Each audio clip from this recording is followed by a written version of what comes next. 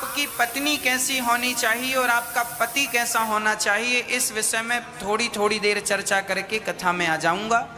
क्योंकि ये बातें भी आपके जीवन से जुड़ी हैं, इसलिए इन पर थोड़ा सा प्रकाश डालना जरूरी है। पत्नी कैसी हो? पत्नी वही पत्नी सबसे अच्छी है। आप टीवी खरीदने जाएंगे, एसी खरीदने जाएंगे, तो आप सबसे पहले यही तो पूछते हैं दुकानदार से, भैया इसमें बिजली कम लगती है कि नहीं, कूलिंग ज्यादा होती है कि नहीं, क्या अच्छाई है जरा बताओ। फिर वो बताता है कि इसमें ये है, ये है, ये है, ये। तो अच्छी क्वालिटी की जो गाड़ी है, एसी है, कूलर है, अच्छी क्वालिटी के फीचर कुछ ज्यादा होते हैं, उसी का पैसा होता है। तो अच्छी क्वालिटी की पत्नी कैसी होगी वो जरा सुनिएगा। अच्छी क्वालिटी की पत्नी जो होगी वो अपने गृहस्थी, अपनी सास, अपने ससुर, अपने पति,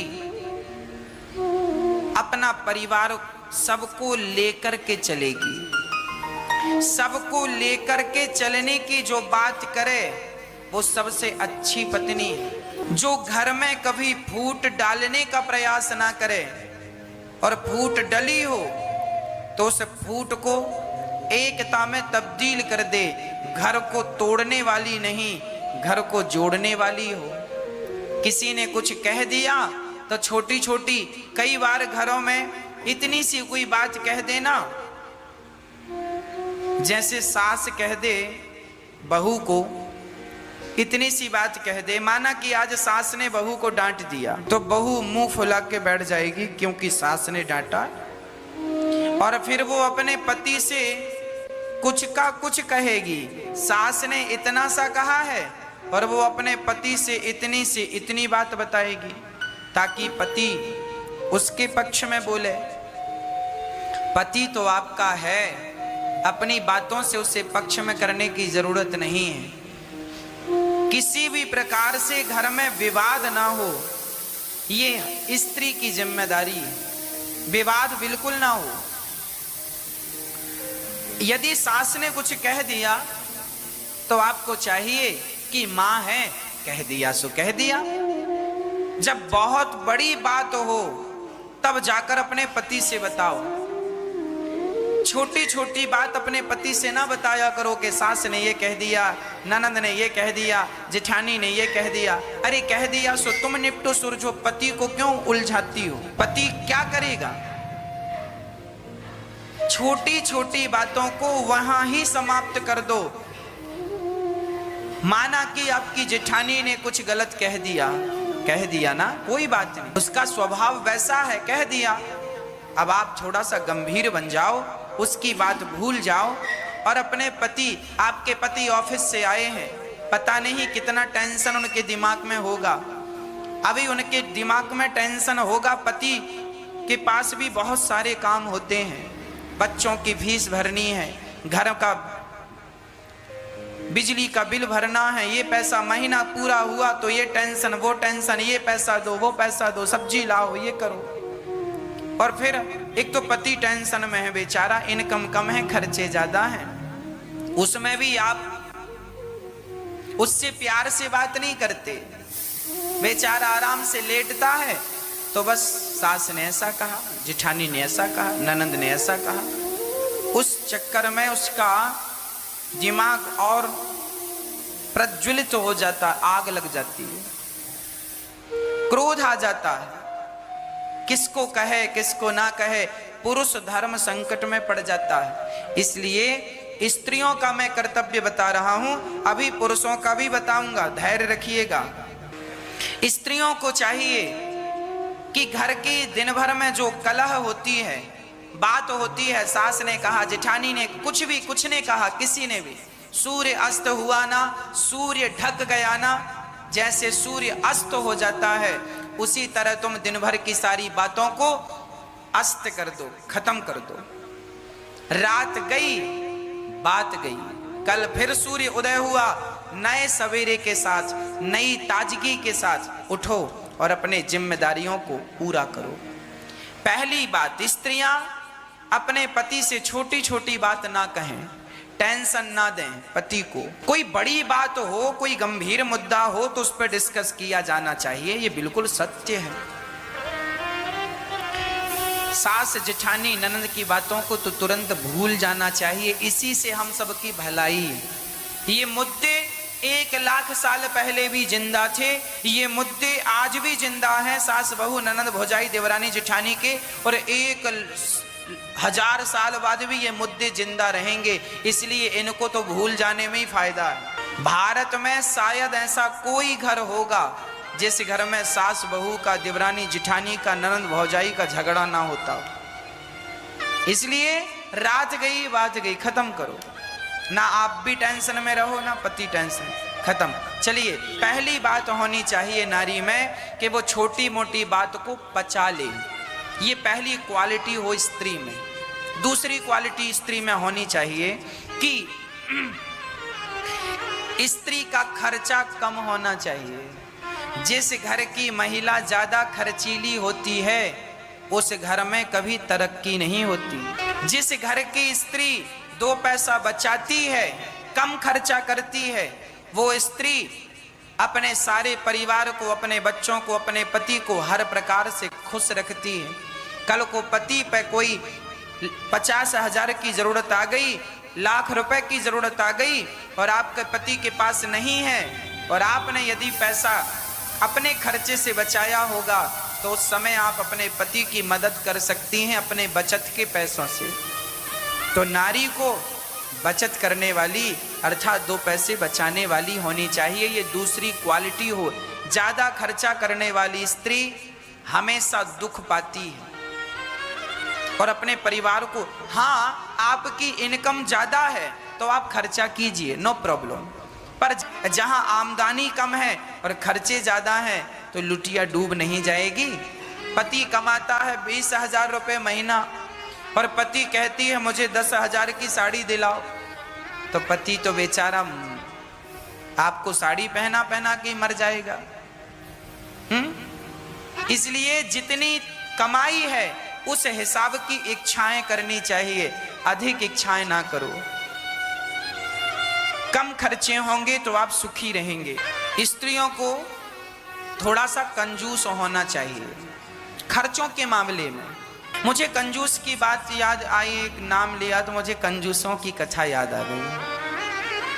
एक गांव में कंजूस रहता था। वो इतना बड़ा कंजूस था कि चारों तरफ उसका डंका बजने लगा। अरे अब लोग सीखने आने लगे, भैया तुम कैसे कंजूसी करते हो, जरा हमें भी मार्गदर्शन करो। सारे लोग उससे कोचिंग लेने लगे कि कैसे तुम कंजूसी करते हो, हमें भी सिखाओ, हम तो पैसे बचा नहीं पाते और तुम बहुत बड़े कंजूस हो। अब वो कंजूस सबको ट्रेनिंग देने लगा, कंजूसी की ट्रेनिंग देता। तभी पता चला कि बाजू के गांव में हमसे भी बड़ा कंजूस है। तो इस कंजूस ने सोचा जरा उस कंजूस को देखें वो कितना बड़ा कंजूस है। ये अब गांव के लोग उस कंजूस के पास जाने लगे क्योंकि वो कंजूस इससे भी बड़ा कंजूस था। अब इस कंजूस को लगा यार मेरे से भी बड़ा कंजूस, मुझे भी एक बार जाकर मिलना चाहिए, कितना बड़ा कंजूस है।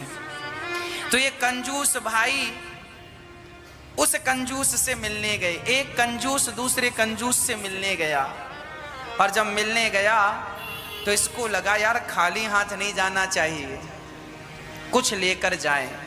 क्या लेकर जाएं? बोले चलो आम लेकर चलते हैं। कंजूस आम लेकर जाए, पर आम खरीद के लेकर जाए तो काहे बात का कंजूस। उसने क्या किया, एक कागज में पेंटिंग बनाई आम की, कागज में आम की पेंटिंग बनाई और वो आम लेकर के गया। कंजूस तो कंजूस, उसको लगा 4 आम खरीदूंगा पैसे खर्च हो जाएंगे, कागज में आम बना देगा तो आम भी हो जाएंगे। अब वो आम लेकर गया कागज में बनाकर पेंटिंग करके, पहुंचा उस कंजूस के पास। उस समय वो कंजूस था नहीं, उस कंजूस का बेटा जरूर था। बेटे ने कहा आओ आओ आओ, कैसे हैं? ठीक है। कैसे आना हुआ? बेटा तुम्हारे पिताजी कहाँ हैं? अरे वो पिताजी हमारे बाजार गए हैं। अच्छा तो सुनो, पिताजी आए तो हमारी तरफ से ये आम पिताजी को देना, बोलना बहुत मीठे हैं, खाएंगे जरूर। कंजूस आदमी आम दे रहा है, नकली आम, कागज में पेंटिंग करके उस बेटे को दे दिया। बेटे ने देखा तो नकली आम, कागज में पेंटिंग बनी, आम का केवल आकार बना है, पर वो भी कंजूस का ही बेटा था। उसने कहा भैया सुनो, आपने इतना बड़ा तोहफा दिया है, 4 आम दिए हैं, हम तो खाएंगे इसे, पर सुनो आप हमारे घर आए हैं, हम भी आपको खाली हाथ नहीं भेजेंगे। अब वो भी कंजूस का बेटा था, उसने हवा में ही 4 आम बना दिए, बोले ले जाओ ये घर में खाना। उसने कागज में बनाया, इसने हवा में ही आम का आकार बना के दे दे, ले जाओ। अब वो गया, तब तक बाप आ गया। उसने बताया पिताजी वो दूसरे गांव के कंजूस आए थे और वो देखो ये कागज में आम बना कर दे गए। तो बोले मैंने भी उनको हवा में ऐसे आम बना के दे दिए। पिताजी ने एक थप्पड़ मारा जोर से, मूर्ख, उसने छोटे छोटे आम दिए तो तूने हवा में बड़े आम क्यों बनाए? छोटे छोटे क्यों नहीं बनाए? बड़े आम बना के दे दिए। ऐसे कंजूस। तो हम इतना कंजूस आपको नहीं चाहते कि आप बने। दान पुण्य धर्म कर्म तो दिल खोल के करना चाहिए, पर जो व्यर्थ के खर्चे हैं उन खर्चों से जरूर बचना चाहिए, जो बेकार खर्चे होते हैं आपके। जिन कपड़ों की जरूरत नहीं होती आप वो भी कपड़े खरीद लेते हैं, जिन जूतों की जरूरत नहीं होती वो जूते खरीद के ले आते हैं। सब प्रकार से पैसा बचाओ। स्त्रियों को 2 पैसे बचाने का सेंस होना चाहिए। अब पुरुषों की बात करूं, स्त्रियों के और भी गुण हैं। पति की आज्ञा का पालन करने वाली हो, मर्यादा में रहने वाली हो, कम बोलने वाली हो, जितना जरूरत है उतना ही बोले। ज्यादा बोलने वाली स्त्री ठीक नहीं है, ज्यादा बोलती है, बोलती जाती नॉन स्टॉप। ज्यादा बोलने वाला ना पुरुष अच्छा है ना तो स्त्री अच्छी है। लोग कहते हैं ना फलाने की बहू बहुत बोलती है, फलाने का बेटा बहुत बोलता है। ज्यादा बोलना भी हानिकारक है। पुरुष कैसा हो? पुरुष को चाहिए कि वो अपनी पत्नी का, स्त्री का सम्मान करे और सब प्रकार से अपनी स्त्री को प्रसन्न रखे। पत्नी कोई गलती करे तो पति बात बात पर गलती पर ताने ना मारे, ऐसा पति होना चाहिए। पत्नी का ख्याल रखने वाला पति होना चाहिए, प्रेम करने वाला पति होना चाहिए।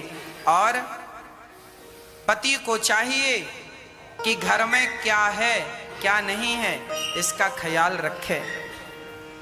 समय से घर की जरूरतों को पूरा करता रहे, पैसा कमाकर 2 पैसा बचाकर अपनी पत्नी को, स्त्रियों की इच्छा होती है मैं भी अच्छी साड़ी पहनूं, अच्छा श्रृंगार करूं, तो आप भी अपने पत्नी के लिए उसका श्रृंगार, उसकी जो इच्छाएं हैं लौकिक, कि फलानी ने बढ़िया साड़ी पहनी सो मैं भी पहनूं, उसने हार पहना मैं भी, 2 पैसे बचा करके आप भी अपने खर्चे कम करके और अपने परिवार का पालन अच्छे से करें। बच्चों को अच्छे स्कूल में पढ़ाकर अच्छे संस्कार दें, अच्छी शिक्षा दें। यही पुरुष का परम कर्तव्य है। पुरुष को चाहिए कि वो सदा अपने परिवार को प्रसन्न रखे, हर हाल में, हर स्थिति में वो अपनी पत्नी को, अपने बच्चों को, अपनी माँ को, अपने पिता को सदा प्रसन्न रखे और पत्नी का अपमान ना करे, अनादर ना करे,